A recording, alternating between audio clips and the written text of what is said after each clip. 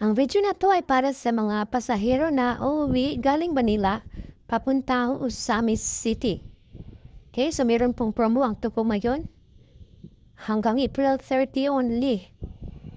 So, check natin yung schedule ng Manila to Osamis. It's every Monday.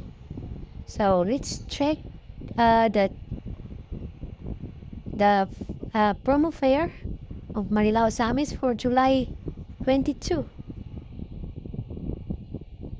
Yung promo po ngayon is until April 30 only. So, you can book directly through the website of ToGo. That's travel.com at travel.togo.com.ph.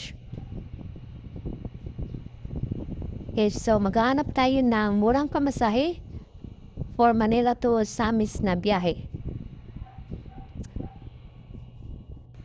So, if you want to book a cheap fare, you have to look for a date na malayo pa.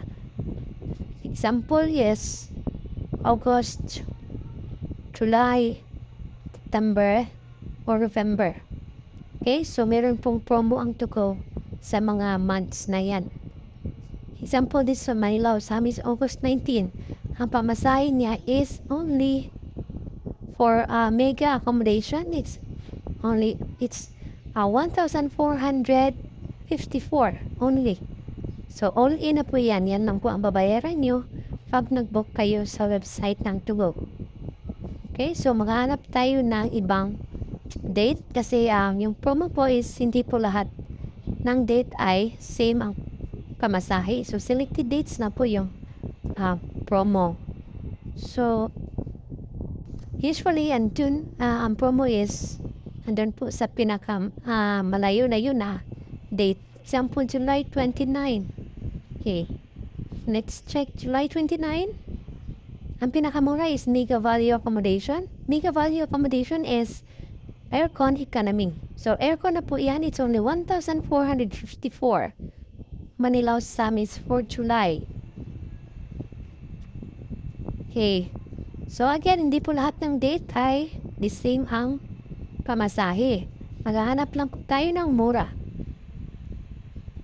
Yung mura po is nasa July, August, September, October, November. So, for this one, it's June 24. Let's check if mura po ang June 24 na pamasahe.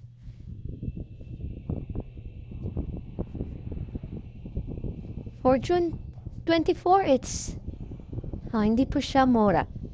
Ay, mura naman pero it's 1,671. June na biyahe, June 24, Manila Osamis. So, mura pa rin. So, let's check September na biyahe, September 2. So, every Monday po ang biyahe ng Manila Osamis sa ToGo. For September 2, ang pamasahe niya is 1,454 also. So, mag-book na po kayo.